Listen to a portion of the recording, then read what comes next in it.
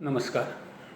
कला वाणिज्य विज्ञान महाविद्यालय पलूसमधील BCom भाग 2च्या विद्यार्थ्यांचं आजच्या ऑनलाईन लेक्चरमध्ये स्वागत.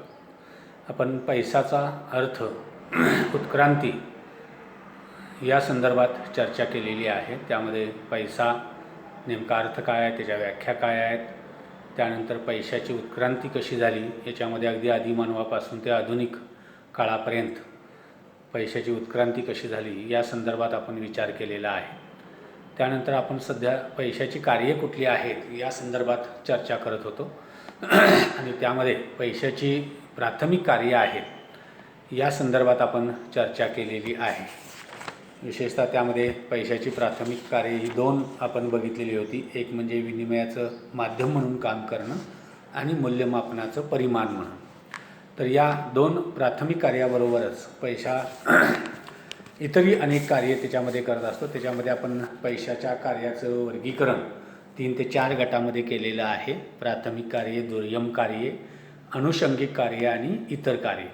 तर त्यामध्ये प्राथमिक कार्यांचा विचार केल्यानंतर पैशाची दुय्यम कार्ये कुठली आहेत या संदर्भात आपण आजच्या लेक्चरला चर्चा करणार आहोत. तर साधारणपणे पैशाची दुय्यम कार्ये ही 3 सांगितली जातात. एक म्हणजे मूल्य साठवण्याचं साधन, की पैसा ही सर्वसामान्य व्यक्तींच्या बाबतीमध्ये त्याच्याकडे असणाऱ्या संपत्ती साठवण्याचं एक साधन म्हणून पैशाला काम करावं लागतं. भविष्यकाळातील आपल्या गरजा विचारात घेऊन व्यक्ती वर्तमान काळामध्ये पैशाच्या स्वरूपामध्ये किंवा आपल्याकडच्या असणारी जी संपत्ती आहे ती संपत्ती पैशाच्या स्वरूपामध्ये साठवत असतो. किंबहुना इतर प्रकारची जी संपत्ती आहे की ज्या संपत्तीचं रूपांतर आपल्याला रोख पैशामध्ये करता येतं, अशा प्रकारच्या संपत्तीमध्ये त्या ठिकाणी तो गुंतवणूक करत असतो आणि त्यातून आपल्याकडचं जे मूल्य आहे ते मूल्य साठवून ठेवत असतो. तर या संपत्तीचं साठवून ठेवलेलं मूल्य हे पैशाच्या रूपात व्यक्त केलं जातं, रोखतेच्या रूपामध्ये व्यक्त केलं जातं. आणि त्यामुळं साधारणपणे प्रत्येक व्यक्ती आपल्या भविष्यकालीन गरजा विचारात घेऊन आपल्याकडची संपत्ती ही भविष्यकालीन गरजाचा विचार करून साठवत असतो किंवा संपत्ती जमा करत असतो. आणि या संपत्तीच्या माध्यमातून पैसे, त्या संपत्तीचं मूल्य हे आपण पैशामध्ये ठरवत असतो. आणि भविष्यकाळात असं मूल्य पैशामध्ये ठरवलं असल्यामुळं अशा प्रकारचं मूल्य साठवण्याचं एक साधन म्हणून किंवा संपत्ती साठवण्याचं एक साधन म्हणून त्या ठिकाणी पैसा काम करत असतो. साधारणपणे व्यक्ती अशा संपत्तीमध्ये पैसा साठवत असतो की जेणेकरून त्याच्या गरजेच्या वेळेला त्या संपत्तीचं रोख पैशामध्ये रूपांतर करता येऊ शकेल. विशेषतः त्याच्यामध्ये सोने चांदी, बँकातल्या सोने चांदी, त्यानंतर इतर छोट्या गुंतवणुकी की जेणेकरून ताबडतोब अशा गुंतवणुकीचं पैशामध्ये रूपांतर करता येतं. त्याचबरोबर इतर जी सांपत्तिक स्थिती आहे, व्यवस्था आहे की ज्याला आपण स्थावर मालमत्ता म्हणतो, त्याच्यामध्येही व्यक्ती पैशाचं आपलं मूल्य साठवून ठेवत असतो. परंतु अशा स्थावर मालमत्ता आपल्याला ताबडतोब बाजारात विकता येत नाही, त्याची रोखता कमी असते. परंतु या दोन्ही प्रकारच्या म्हणजे रोखता जास्त असणाऱ्या आणि रोखता कमी असणाऱ्या अशा दोन्ही संपत्तीमध्ये त्या संपत्ती साठवून ठेवण्याचं काम पैसा आपल्या दैनंदिन व्यवहारामध्ये करत असतो. त्यानंतर दुसरं दुय्यम कार्य पैशाचं आहे ते म्हणजे पैशाचं स्थानांतरण. पैसा हा संपत्ती एका ठिकाणाहून दुसऱ्या ठिकाणी स्थानांतर करण्याचं काम करत असतो. पैशाच्या रूपामध्ये आपण मालमत्ता एका ठिकाणून दुसऱ्या ठिकाणी एकाकडून दुसऱ्याला ट्रान्सफर करू शकतो. त्याचबरोबर पैसा एका ठिकाणाहून दुसऱ्या ठिकाणी आपण अत्याधुनिक साधनांच्या माध्यमातून, विशेषतः बँकिंग व्यवस्थेच्या माध्यमातून जी अत्याधुनिक साधनं आहेत, चेक आहे, ड्राफ्ट आहे, DD आहे, त्यानंतर मनी ऑर्डर आहे, त्याचबरोबर आता अलीकडच्या काळामध्ये इलेक्ट्रॉनिक ट्रान्सफर आहे, RTGS, NEFT, या माध्यमातून पैसा एका ठिकाणाहून दुसऱ्या ठिकाणी त्या पैशाचं किंवा मालमत्तेचं स्थानांतर करण्याचं काम हा पैसा दैनंदिन व्यवहारामध्ये आपल्याला करत असलेला दिसून येतो. त्याचबरोबर पैशाच्या माध्यमातून विलंबित देणी देण्याचं कार्यही केलं जातं. पैशाच्या माध्यमातून किंवा पैशाला विनिमयाचं माध्यम म्हणून त्या ठिकाणी स्थान निर्माण झाल्यानंतर किंवा शोध लागल्यानंतर भविष्यकाळातले जे व्यवहार आहेत ते पैशाच्या रूपामध्ये केले जाऊ शकतात. कारण पैशाचं मूल्य भविष्यकाळामध्ये स्थिर असतं आणि त्यामुळं उधारीचे व्यवहार विशेषतः किंवा दैनंदिन व्यवहारामध्ये उसनवारीचे जे व्यवहार आहेत ते पैशाच्या माध्यमातून किंवा पैशाच्या संकल्पनेतून त्या ठिकाणी ते केले जातात. आणि अशा प्रकारचे व्यवहार हे भविष्यामध्ये पैशाच्या माध्यमातून पूर्ण केले जातात. आणि त्यामुळं दैनंदिन व्यवहारामध्ये विशेषतः उद्योजक व्यापारी यांना जे उधारीचे व्यवहार करता येणं शक्य झालं, ते उधारीचे व्यवहार भविष्यकाळामध्ये देणी निर्माण करत असल्यामुळं अशी भविष्यकाळातली देणी ही पैशाच्या माध्यमातून पूर्ण करण्याचं कार्य पैसा करत असतो. विशेषतः व्यापार उद्योग या क्षेत्रामध्ये जी देणी निर्माण होतात, विशेषतः उधारीच्या व्यवहारातून, उसनवारीच्या व्यवहारातून जी देणी निर्माण होतात, ती देणी भविष्यकाळामध्ये पैशाच्या रूपामध्ये भागवण्याचं काम, पूर्ण करण्याचं काम पैसा त्या ठिकाणी करत असतो. आणि त्यामुळं त्याला विलंबित देणी देण्याचं कार्य हे सुद्धा पैशाचं एक दुय्यम कार्य म्हणून आपल्याला सांगता येतं. त्यानंतर पैशाची ही दुय्यम कार्य बघितल्यानंतर पैशाची काही अनुषंगिक कार्य पण आपल्याला सांगता येतात, की प्राथमिक आणि दुय्यम कार्याबरोबरच पैसा इतरही काही कार्य करत असतो, त्याला आपण अनुषंगिक कार्य असं म्हणतो. तर ही अनुषंगिक कार्य कुठली आहेत, तर त्याच्यामध्ये पहिलं कार्य आहे ते म्हणजे राष्ट्रीय उत्पन्नाचं उत्पादन घटकात वाटप करणं, की पैशाच्या माध्यमातून आपण राष्ट्रीय उत्पन्न जे आहे ते राष्ट्रीय उत्पन्न देशाच्या एकूण उत्पन्नामध्ये उत्पादन, वितरण आणि सेवा या कार्यात हजारो व्यक्ती, संस्था, संघटना काम करत असतात. आणि त्यामुळं हे जे राष्ट्रीय उत्पन्न देशाचं आहे ते राष्ट्रीय उत्पन्न कोणकोणत्या घटकामध्ये विभागलेलं आहे किंवा कोणकोणत्या घटकामधून हे राष्ट्रीय उत्पन्न मिळालेलं आहे, तर त्या विविध उत्पादन क्षेत्राच्या नुसार किंवा उत्पादन घटकाच्या नुसार, विशेषतः उत्पादनाचे जे घटक आहेत भूमी, श्रम, भांडवल या माध्यमातून या वेगवेगळ्या क्षेत्रामध्ये हे उत्पादन कशा पद्धतीनं निर्माण झालेलं आहे, तर या राष्ट्रीय उत्पन्नाचं हे जे वाटप आहे ते वाटप वेगवेगळ्या राष्ट्रीय उत्पन्नाच्या उत्पादनाच्या विविध घटकामध्ये करण्याचं काम पैसा करत असतो. आणि त्यानुसार वेगवेगळ्या उत्पादनाच्या घटकामधून किती उत्पन्न देशाला मिळालेलं आहे त्याचं मोजमाप आपल्याला या राष्ट्रीय उत्पन्नाच्या घटकाच्या वाटपामधून किंवा राष्ट्रीय उत्पन्नाच्या वाटपामधून आपल्याला ठरवता येणं शक्य होतं. आणि त्या दृष्टीनं देशाला मिळालेलं जे उत्पन्न आहे ते उत्पन्न कोणकोणत्या उत्पादन घटकाकडून किती प्रमाणात मिळालेलं आहे हे ठरवण्याचं काम किंवा त्या राष्ट्रीय उत्पन्नाचं वाटप या वेगवेगळ्या घटकामध्ये अर्थव्यवस्थेच्या करण्याचं काम हे पैशाच्या माध्यमातून केलं जातं. त्यानंतर खर्चाची सीमांत उपयोगिता ठरवणं हे सुद्धा पैशाचं अनुषंगिक कार्य आहे. खर्चाची सीमांत उपयोगिता म्हणजे काय, की एखाद्या विशिष्ट बाबीवर आपण जास्तीत जास्त किती खर्च करू शकतो हे ठरवण्याची क्षमता किंवा हे ठरवणं त्याला सीमांत खर्च म्हणतो आपण. की एखादा व्यक्ती आपल्या दैनंदिन खर्चाचा विचार करत असताना एखाद्या गोष्टीसाठी आपल्याला किती खर्च करता येऊ शकतो, जास्तीत जास्त किती खर्च आपल्याला करणं आवश्यक आहे हे ठरवण्यासाठी पैसा उपयोगी ठरतो. आणि त्या दृष्टीनं मग व्यक्ती आपल्या उत्पन्नातून वेगवेगळ्या घटकावर आपल्या खर्चाची सीमांत उपयोगिता निश्चित करतो आणि त्यानुसार त्या घटकासाठी आपल्या खर्चाचा विनियोग किंवा आपल्या पैशाचा विनियोग त्या ठिकाणी करत असतो. तर ही खर्चाची सीमांत उपयोगिता ठरवण्याचं कामसुद्धा पैशाला त्या ठिकाणी करावं लागतं, कारण पैशामध्ये आपण च्या माध्यमातून विविध वस्तू आणि सेवा खरेदी करत असतो. तर या वस्तू आणि सेवा खरेदी करत असताना त्या कुठंपर्यंत आपण खरेदी करत असतो, तर जिथंपर्यंत त्या वस्तू आणि सेवांची सीमांत उपयोगिता आहे त्याच्यापेक्षा जास्त पैसा आपण त्या वस्तूवर खरेदी करत नाही. तर ही सीमांत उपयोगिता ठरवण्याचं काम पैसा आपल्याला दैनंदिन व्यवहारामध्ये करत असलेला दिसून येतो. त्याचबरोबर पतपैशाचा आधार हे सुद्धा पैशाचं अनुषंगिक कार्य आहे. आपल्याला माहीत आहे की पतनिर्मितीमध्ये पैशाच्या आधारावरच ही पतनिर्मिती होते. म्हणजे पतनिर्मिती जी होते ते मूळ बँकेमध्ये ठेवीदारानं ठेवलेली जी रक्कम आहे त्या रकमेच्या आधारावर बँका कर्ज देत असतात. कर्जातून ठेवी, ठेवीतून कर्ज तयार होत असतात. तर अशी ठेवीतून कर्ज आणि कर्जातून ठेवी तयार होऊन जो पतपैसा निर्माण केला जातो, तर तो पतपैसा निर्माण करण्याचा आधार म्हणून पैशाला काम करावं लागतं. कारण हा पैसा जो मूळ पैसा आहे तो बँकेत आल्याशिवाय अशा प्रकारचा पतपैसा बँका निर्माण करू शकत नाही. त्यामुळं ज्याला आपण प्राथमिक ठेवी असं म्हणतो, तर या प्राथमिक ठेवी पैशाच्या रूपामध्ये बँकेमध्ये याव्या लागतात, रोख पैशाच्या रूपामध्ये यावे लागतात, तरच त्यातून पतनिर्मिती बँकांना करता येऊ शकते. आणि त्या दृष्टीनं पतपैशाचा आधार म्हणून सुद्धा पैशाला अनुषंगिक कार्य करावं लागतं. त्यानंतर संपत्तीत एकसारखेपणावर आणणे व रोखता आणणे राखणे हा सुद्धा पैशाचं अनुषंगिक कार्य आहे.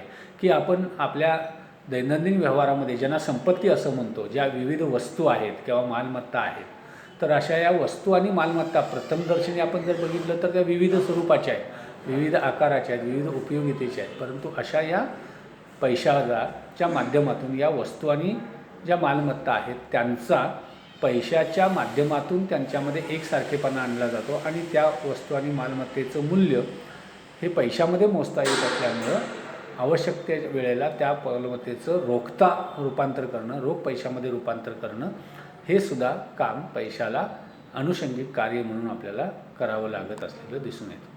त्याचबरोबर पैशाची इतरही कार्य आहेत. त्याच्यामध्ये भांडवलामध्ये गतिमानता आणणं हे सुद्धा किंवा व्यवहारामध्ये गतिमानता आणणं हे सुद्धा पैशाचं कार्य आहे की पैशाच्या माध्यमातून आपण आर्थिक व्यवस्थेमध्ये उत्पादन, वितरण, सेवा या क्षेत्रामध्ये जे व्यवहार होत असतात त्या व्यवहारामध्ये गतिमानता आणण्याचं काम पैसा करत असतो. कारण पैशाच्या माध्यमातून आपण वस्तू आणि सेवांची अदलाबदल एका ठिकाणाहून दुसरीकडे, एका व्यक्तीकडून दुसऱ्या व्यक्तीकडे करत असतो आणि त्यामुळं पैशाचं अर्थव्यवस्थेतली जे चलन आहे ते चलन सतत फिरत असतं आणि हे चलनाला किंवा भांडवलाला ही गतिमानता उपलब्ध करून देण्याचं काम पैसा हा इतर कार्यामध्ये आपल्याला करत असलेला दिसून येतो.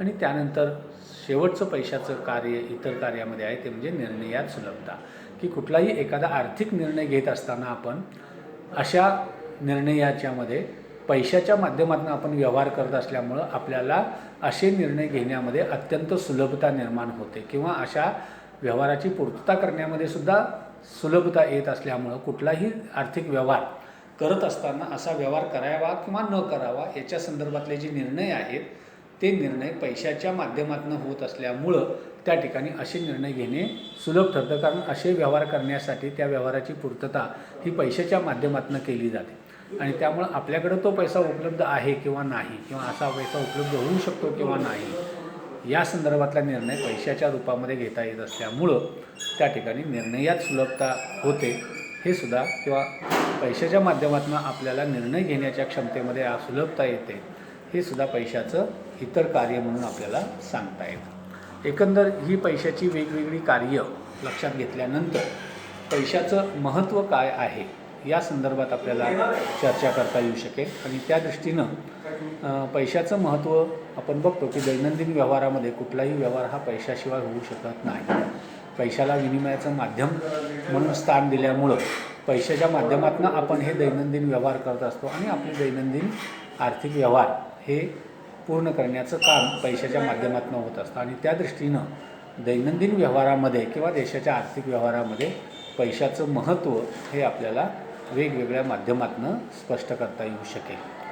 तर हे कोणकोणती माध्यमं आहेत किंवा कोणकोणते मुद्दे आहेत तर त्याच्यामध्ये पहिला मुद्दा आपल्याला विचारात घेता येईल तो म्हणजे ग्राहक वर्गाच्या दृष्टीनं पैशाचं महत्त्व. दैनंदिन व्यवहारामध्ये ग्राहक आपल्याला आवश्यक असणाऱ्या वस्तू आणि सेवा हा पैशाच्या माध्यमातून त्याची खरेदी विक्री करत असतो आणि पैशाच्या माध्यमातून खरेदी विक्री होत असल्यामुळं या बाजारातील वस्तूंच्या किमतीतील चढ उतारानुसार हा व्यक्ती या पैशाच्या माध्यमातून असे व्यवहार करायचे की नाही याचा निर्णय घेत असतो. त्याचबरोबर असे व्यवहार पुढं ढकलायचे की नाही याचा व्यवहार या पैशाच्या माध्यमातून व्यक्ती घेत असल्यामुळं आपल्याकडे उपलब्ध असलेल्या पैशाच्या माध्यमातून अशा प्रकारचे निर्णय व्यक्ती करत असल्यामुळं दैनंदिन व्यवहारामध्ये ग्राहकाच्या दृष्टीनं पैशाचं महत्त्व विशेषतः वस्तू आणि सेवांच्या खरेदी विक्रीमध्ये अनन्यसाधारण आपल्याला असलेलं दिसून येतं.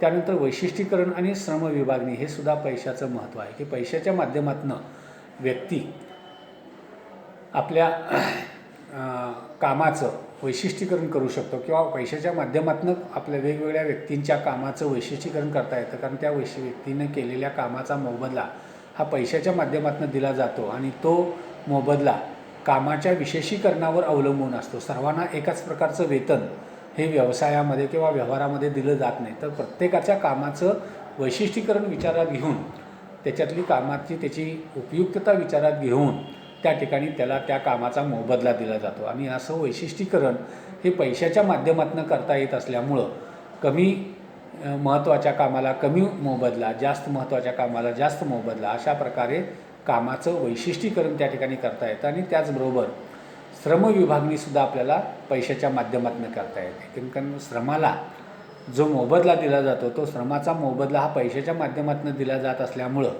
श्रमाला आपला मोबदला पैशाच्या रूपात सांगता येतो. त्याचबरोबर पैशाचा रूपात या श्रमाचा मोबदलाही देता येत असल्यामुळं व्यक्तीमध्ये श्रम विभागणी, श्रमिक वर्गाला आपल्या दिवसाचं वेतन किंवा आपल्या कामाचा मोबदला हा पैशाच्या दरामध्ये सांगता येतो. त्याचबरोबर त्या पैशाच्या दरामध्ये तो आपल्याला घेताही येतो आणि त्या दृष्टीनं कामाच्या विभागणीनुसार, श्रम विभागणीनुसार अशा प्रकारे श्रमाच्या आवश्यकतेनुसार तो मोबदला त्या ठिकाणी देता येत असल्यामुळं श्रम विभागणी ही पैशाच्या माध्यमातून करता येऊ शकते. तेही एक पैशाचं महत्त्व म्हणून सांगता येईल.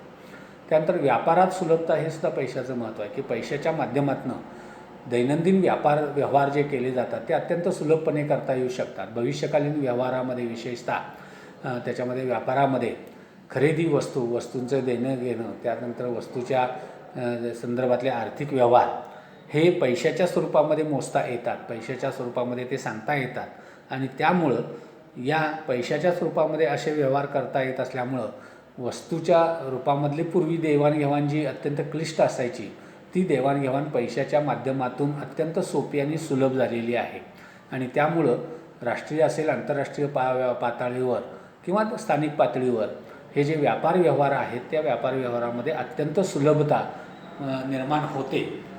याचा महत्त्वाचं कारण म्हणजे पैसा असतो, कारण पैशाच्या माध्यमातून हे सगळे व्यवहार करता येत असल्यामुळं असे व्यवहारांची पूर्तता करणं हे भविष्यामध्ये अत्यंत सोपं जातं आणि त्यामुळं व्यापारामध्ये सहजासहजी व्यवहार करता येणं शक्य होतं. त्यानंतर भविष्यकालीन व्यवहार शक्य हा सुद्धा एक पैशाचं महत्त्व आहे की पैशाच्या माध्यमातून आपण उधारीचे किंवा भविष्यकालीन किंवा सट्ट्याचे व्यवहार जे आहेत ते व्यवहार हे मोठ्या प्रमाणात आपल्याला करता येणं शक्य असतं. कारण भविष्यकाळामध्ये पैशाची किंमत ही स्थिर असते. वस्तू आणि सेवांच्या किमती जरी बदलत असल्या तरी पैशाची किंमत स्थिर असल्यामुळं भविष्यकाळामध्ये या वस्तू आणि सेवांचे आज केलेले व्यवहार हे पैशाच्या रूपानं भविष्यकाळात पूर्ण करता येऊ शकतात आणि त्यामुळं भविष्यकालीन असे व्यवहार हे पैशाच्या स्वरूपामध्ये केलेले जात असल्यामुळं भविष्यकाळामध्ये वस्तू आणि सेवांच्या उपलब्धतेमध्ये जरी कमी जास्तपणा आला किंवा जरी त्याची उपलब्धता कमी जास्त झाली तरी असे व्यवहार पैशाच्या रूपात केले जात असल्यामुळं आणि पैशाचं मूल्य हे भविष्यकाळात स्थिर असल्यामुळं त्या ठिकाणी असे व्यवहार पूर्ण करता येणं हे पैशाच्या रूपामुळं शक्य होतं आणि त्यामुळं असे भविष्यकालीन व्यवहार करण्यासाठी सुद्धा पैशाचं महत्त्व आपल्याला सांगता येतं. त्याचबरोबर शासनाला सुद्धा आपले जे दैनंदिन खर्च आहेत ते दैनंदिन खर्च करण्यासाठी पैसा अत्यंत महत्त्वाचा असतो. असा पैसा गोळा करण्यासाठी शासन विविध प्रकारचे कर किंवा विविध प्रकारचे आकारणी लोकांच्याकडून करत असते. तर हे शासनाचे विविध प्रकारचे कर किंवा शासनाच्या विविध प्रकारच्या फी किंवा शासनाचे अन्य प्रकारचे उत्पादनाचे संदर्भातले एणी ही शासन पैशाच्या स्वरूपामध्ये लोकांच्याकडून गोळा करत असतं आणि पैशाच्या स्वरूपाकडून माध्यमातून अशी एणी शासन गोळा करत असल्यामुळं अशा पैशाच्या माध्यमातून शासनाला आपले दैनंदिन खर्चही त्या ठिकाणी या पैशाच्या माध्यमातून करता येणं शक्य होतं आणि त्यामुळं शासनाला आपले जे दैनंदिन खर्च आहेत किंवा दैनंदिन कार्य आहेत ती कार्य करण्यासाठी आवश्यक असणारं उत्पन्न कर रूपानं पैशाच्या माध्यमातून शासन गोळा करतं आणि त्याचबरोबर या आलेल्या उत्पन्नातून शासन आपले दैनंदिन व्यवहार करत असतं आणि त्या दृष्टीनं शासनाला या त्यांच्या दैनंदिन कार्यामध्ये पैसा हा अत्यंत महत्त्वाचं काम करत असतो किंवा पैसा हा महत्त्वाचा आपल्याला असलेला दिसून येतो.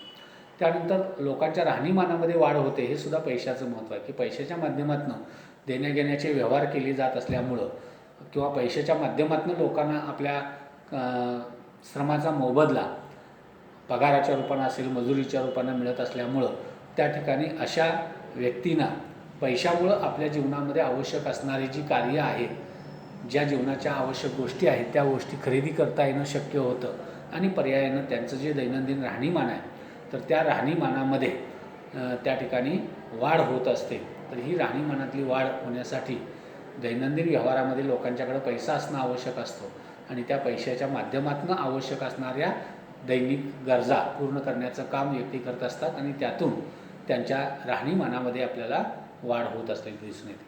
त्यानंतर सामाजिक स्वायत्तता हा सुद्धा पैशाचं एक महत्त्व आहे की व्यक्ती पैशाच्या माध्यमातून वेतन किंवा मजुरी घेत असल्यामुळं त्या पैशाच्या माध्यमातून त्याला आवश्यक असणाऱ्या वस्तू आणि सेवा खरेदी करण्याचं स्वातंत्र्य हे त्याला समाजामध्ये मिळत असतं. जर हाच श्रमाचा मोबदला त्याला वस्तुरूपामध्ये मिळत असता तर त्याला हे स्वातंत्र्य मिळालं नसतं. येईल ती वस्तू त्याला स्वीकारणं पर्यायानं आवश्यक राहतं परंतु पैशाच्या माध्यमातून हा मोबदला दिला जात असल्यामुळं प्रत्येक व्यक्तीला त्याला समाजामध्ये आवश्यक असणारी जी सामाजिक स्वायत्तता आहे की कोणत्या वस्तू खरेदी कराव्यात, कोणत्या करू नयेत, किती प्रमाणात कराव्यात, ही सगळी खरेदी विक्रीची स्वायत्तता त्याला पैशाच्या रूपामध्ये उपलब्ध होत असते आणि त्या दृष्टीनं ही सामाजिक स्वायत्तता त्या ठिकाणी पैशाच्या माध्यमातून उपलब्ध होते. हे सुद्धा पैशाचं महत्त्व म्हणून आपल्याला सांगता येऊ शकतं. त्यानंतर वस्तुनिष्ठ प्रगती शक्य होते, हेही एक आपल्याला सांगता येईल की पैशाच्या माध्यमातून त्या ठिकाणी भांडवल उभारणी करता येते आणि भांडवल उभारणीच्या माध्यमातून नफा, व्यवसाय, प्रगती औद्योगिक क्षेत्रामध्ये, व्यवसाय क्षेत्रामध्ये, व्यापार क्षेत्रामध्ये करता येत असल्यामुळं एक व्यक्ती दुसऱ्यापेक्षा प्रगत का अप्रगत हे आपल्याला पैशाच्या माध्यमातून मोजता येतं आणि त्या दृष्टीनं ही वस्तुनिष्ठ प्रगती जी आहे ती प्रगती करण्यामध्ये पैसा महत्त्वाचं काम करत असतो किंवा मदत करत असतो आणि त्यामुळं आर्थिक व्यवस्थेमध्ये एखाद्या व्यक्तीला जर व्यवसाय करायचा, प्रगती करायची असेल तर त्याला व्यवसाय करावा लागतो, उद्योग करावा लागतो, व्यापार करावा लागतो आणि ह्या उद्योग, व्यापार, व्यवसायामध्ये आवश्यक असणारं भांडवल पैशाच्या रूपानं उपलब्ध करून त्या ठिकाणी आपली व्यक्तिगत प्रगती, वस्तुनिष्ठ प्रगती त्या ठिकाणी करता येणं शक्य होतं. हे सुद्धा पैशाचं महत्त्व आहे. त्यानंतर राष्ट्रीय एकात्मता वाढीस लागण्यामध्ये पैशाचं महत्त्व आपल्याला सांगता येतं. विशेषतः राष्ट्रीय एकात्मतेतून पैशाच्या माध्यमातून राष्ट्रीय एकात्मता साधता येते. समाज एकजूट होण्यामध्ये मदत होतो. संपूर्ण देशाचं विनिमयाचं माध्यम एक असल्यामुळं समाजातल्या सर्व घटकातल्या व्यक्ती पैशाच्या माध्यमातून त्या ठिकाणी व्यवहार करण्यासाठी एकत्र येत असतात आणि त्यामुळं व्यवसाय आणि व्यापारामध्ये फार मोठ्या प्रमाणात वृद्धी होते. त्यातून देशाचं उत्पन्न वाढतं, देशाचं उत्पन्न वाढलं देशाचा विकास होतो आणि त्यातून देशामध्ये पैशाच्या एकाच प्रकारच्या पैशाच्या माध्यमातून विनिमयाचं माध्यम एकच असल्यामुळं त्या ठिकाणी राष्ट्रीय एकात्मता वाढण्यास त्या ठिकाणी मदत होते.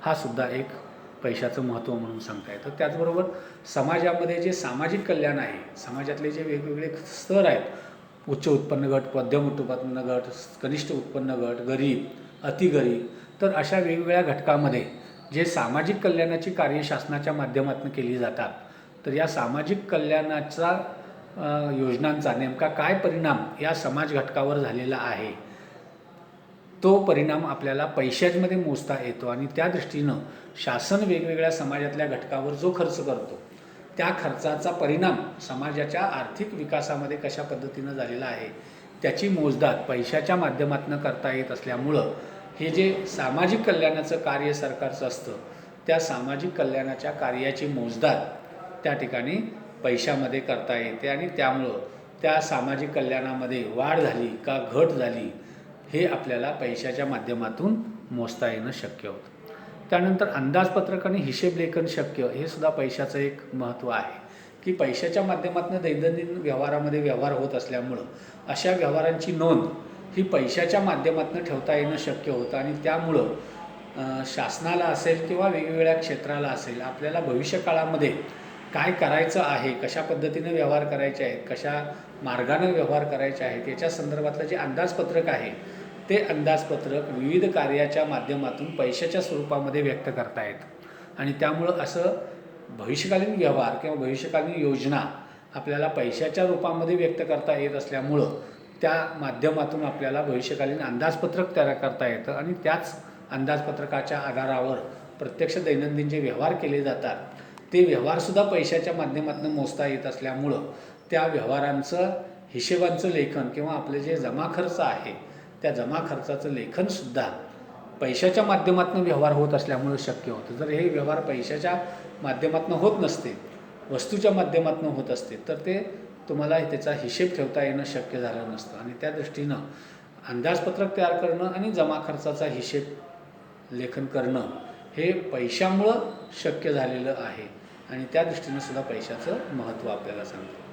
त्यानंतर उत्पन्नाचं वाटप शक्य आहे. समाजाच्या वेगवेगळ्या क्षेत्रामध्ये जे उत्पन्न त्या ठिकाणी व्यक्ती मिळवत असतात तर त्या उत्पन्नाला त्या ठिकाणी वाटप वेगवेगळ्या उत्पादनाच्या घटकामध्ये करणं, विशेषतः त्या घटकाला त्या उत्पादनाचा उत्पन्नाचा मोबदला देणं हे पैशामुळं शक्य झालेलं आहे. उदाहरणार्थ भांडवलाला व्याज किंवा जमिनीला खंड, त्याचबरोबर श्रमाला मोबदला, वेतन अशा प्रकारचे हे जे उत्पन्नाचे घटक आहेत की ज्या उत्पन्नाचे घटक आहेत त्या उत्पन्नाचं वाटप या वेगवेगळ्या क्षेत्रामध्ये त्या ठिकाणी करता येणं शक्य आहे आणि त्या दृष्टीनं या वेगवेगळ्या उत्पादनाच्या घटकामध्ये विविध प्रकारनं तयार केलेलं उत्पन्न आहे त्या उत्पन्नाचं वाटप करता येणं शक्य होतं. त्यानंतर भांडवलात गतिमानता हा सुद्धा एक महत्त्वाचं पैशाचं महत्त्व आहे की भांडवल हे म्हणजेच भांडवल ही संपत्ती आहे आणि ही संपत्ती जर एका ठिकाणाहून दुसऱ्या ठिकाणी गेली तरच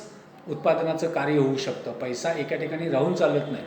जर पैशाचा प्रवाह त्या ठिकाणी वेगानं व्हायला लागला तर अर्थव्यवस्थेमध्ये उत्पादन, वितरण, सेवा या सर्व कार्यामध्ये मोठ्या प्रमाणात गतिमानता येते आणि ही गतिमानता उपलब्ध करून देण्याचं काम पैसा करत असतो आणि त्यामुळं अर्थव्यवस्थेमध्ये भांडवलाला गतिमानता उपलब्ध करून द्यायची असेल तर त्या दृष्टीनं पैशाचं महत्त्व आपल्याला सांगता येतं.